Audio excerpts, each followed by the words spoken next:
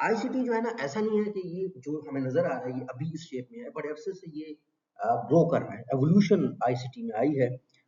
तो उसमें ये है कि क्या हुआ है सबसे पहले कि हम मैनुअल रिकॉर्ड कीपिंग सिस्टम रखते थे, लोग मैनुअल रिकॉर्ड्स रखते थे शुरू-शुरू में जब आईसीटी बना था। उसके बाद क्या हुआ, मैकेनिकल एंड इलेक्ट्रॉनिक्स के सिस्टम्स आ गए, जैसे कि आपको याद हो आपके पास, शायद आपने देखे हो, हमारी जनरेशन देखे, पुराने रेडियो हुआ करते थे। पुराने जो है ना इस तरह के वॉचेस हुआ करते थे जो सिर्फ जो है ना घूमने पे वो होते थे, टाइम देते थे। उसके बाद आहिस्ता-आहिस्ता इंटरनेट एंड डिजिटलाइज़ेशन का दौर आया। अब जो है ना, जो इंटरनेट एंड डिजिटलाइज़ेशन तीसरा दौर था, फिर cloud computing and artificial intelligence का आया। अगर आपसे पूछे कि आईसीटी ये कैसे इवॉल्व हुआ है, इसकी एवोल्यूशन क्या हुआ है, तो आप कह सकते हैं पहले मैनुअल रिकॉर्ड होते थे, ठीक है ना? जैसे एक्सेल की शीट में मैनुअली आपने मैनेज किया। टेक्नोलॉजी ज़रूर थी, हार्डवेयर ज़रूर था, कंप्यूटर ज़रूर था, लेकिन कहीं न कहीं कह सकते हैं कि इनिशियल डेज़ में शुरू-शुरू में वो भी नहीं था। तो लोग शायद ये समझते थे कागज़ पे लिखना भी कोई नई टेक्नोलॉजी है, नई दरियाफ़्त है। बिल्कुल ऐसा ही है।